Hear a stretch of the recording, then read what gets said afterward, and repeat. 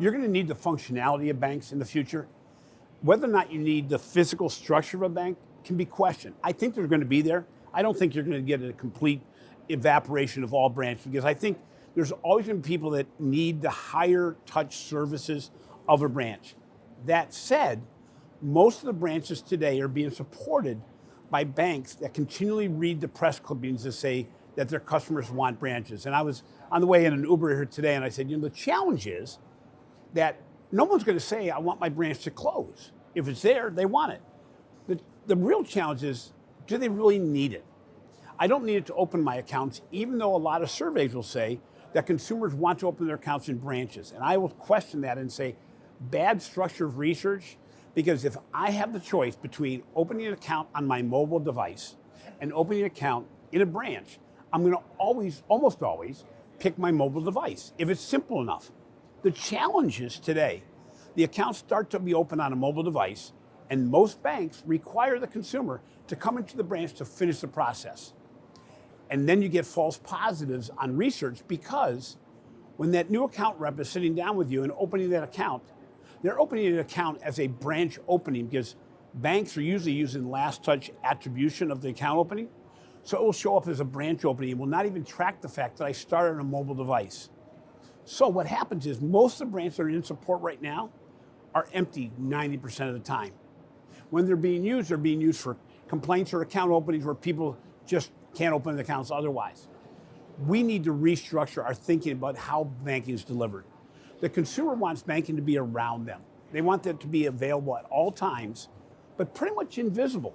So my functionality of banking, taking deposits, making a bigger savings account, making loans, giving me credit access, all those qualities can be done without physical structures. So the question is, are banks needed?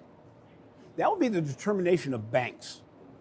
Banks will not be needed if they keep on ignoring these fintech alternatives that continue to take business away, be it PayPal, be it N26, be it Monzo, any of these organizations, and even organizations that are not complete bank supplements or complements. We have a situation, I have my business account is entirely with PayPal right now, but I have my deposits held at a bank that today still thinks they have my relationship. They don't have it.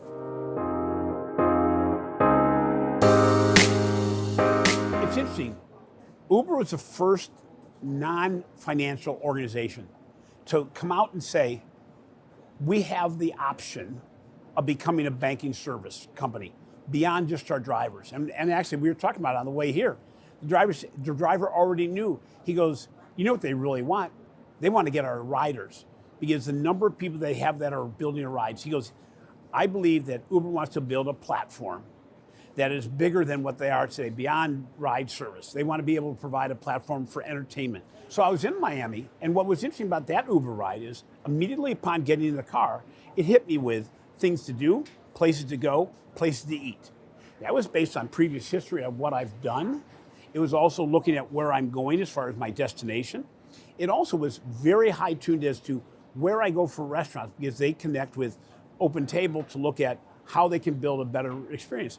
So what happened was they're already making recommendations on what to do next. And if you decide to do one of those things, I have no doubt that they say, we'll get you an Uber to go there.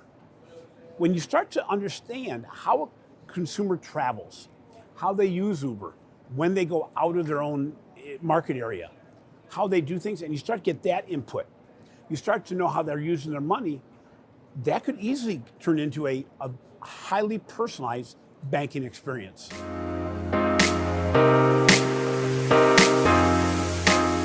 The biggest challenge today is not the ability to get technology to change, it's changing the culture within organizations. The biggest hindrance to the culture change is success. Banks right now are as successful as they've ever been. And you have a situation that to make change happen, you really need to look at the opportunity to say, okay, why do I want to change? If there's no pain, if you're in a situation where things are going well, then it works against a cultural change. So you have a situation where you're already making good profits, you're already doing well, you talk about change really well, but the speed of change is way too slow. And we have a challenge today also, not just the culture issues, but even if you look at management training programs. I wrote about this yesterday in the Financial Brand, is that management training programs are built so that new management trainees come into the organization and they do a rotation of 1, 2, or 3 years to learn how the bank does things. What an amazing way to disincentivize any kind of attitude towards change, innovation, and onward and forward thinking. If a person comes in and continually are told how the bank does things, how in the world are we going to build it so that a person can think differently? On the other hand, I was with Intesa Sanpaolo last week, and Intesa Sanpaolo has a management rotation program that takes people from throughout the bank, all different levels of experience, and actually are inserting them in different areas of the bank to motivate and to basically push change. So what they really have done is saying, we're going to change the culture from within by putting people in a rotation program to say, your job is to make those parts of the organization change. It's a completely different way of management training, but it shows the speed of most organizations versus an organization like Intesa Sanpaolo, who really, their innovation spirit is strong at that organization. Consumers are looking, when you look at the whole issue of will they change providers, consumers are continually looking for ways to simplify their life. How am I going to take pain, friction, anxiety out of my daily life? That's why Uber exists. It took a lot of pain out of the taxi ride that you would normally take, but now it's taking the pain out of driving your own car to events or back from events. So the reality is, people will move to new servicers if they can prove that it's easier that way. The big challenge is they may not eliminate their current servicers. So what happens is, J.D. Power last year said that it's the lowest switch rate they've ever seen in their years of looking at banking services. But the challenge is, just because a consumer doesn't switch doesn't mean they love you. So what may happen, as is my case, I keep my same banking services, but bit by bit by bit, I'm taking away elements.